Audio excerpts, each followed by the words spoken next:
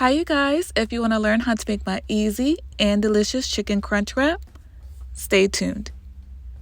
Alright, so the first thing we're going to do is season up our chicken. I have 2 chicken breasts here, and combined they're about 1.5 pounds.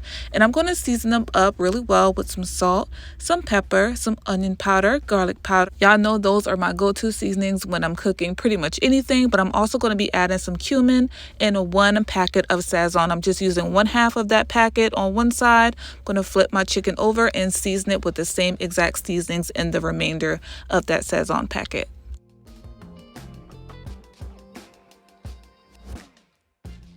After thoroughly seasoning my chicken, I'm going to be adding some onion here, and I'm just using frozen onion. You can use fresh if you have it on hand. And I'm also going to be using 1 small can of green chilies. These are the mild chilies.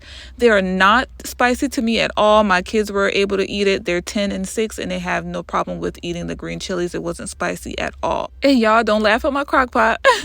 I know she's missing a handle, but this was a wedding gift 16 years ago, and I'm not getting rid of her. She's still cooking. She's still doing what she needs to do, so I'm going to keep using her, okay?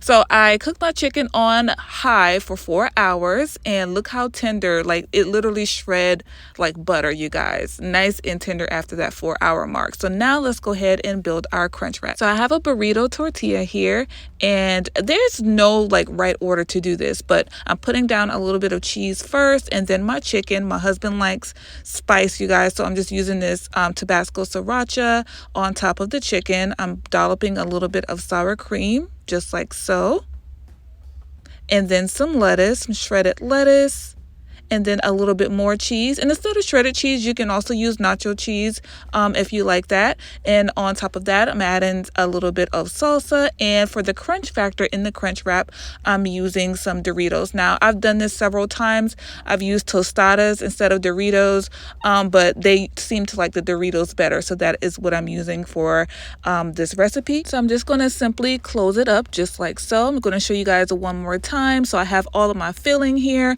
and what I failed to mention in the last clip is that I used a small tortilla to put on top of all of the filling, okay? So I'm using my cutting board to help me with this process. I'm just kind of closing, pinching, closing, pinching, closing. And also don't overstuff your crunch wrap, because it's just not going to close correctly. Stuff is going to be spilling out everywhere, okay?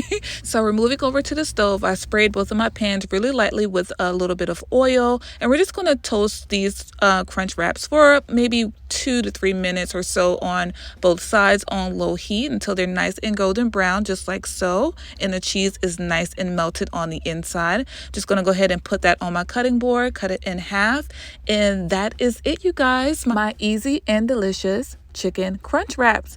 These are a hit in my household, y'all. They are so good, and they're super easy to make. Sometimes if I'm in a time crunch, I will use ground beef instead of chicken if I don't have time to cook the chicken low and slow so it can shred like I want it to.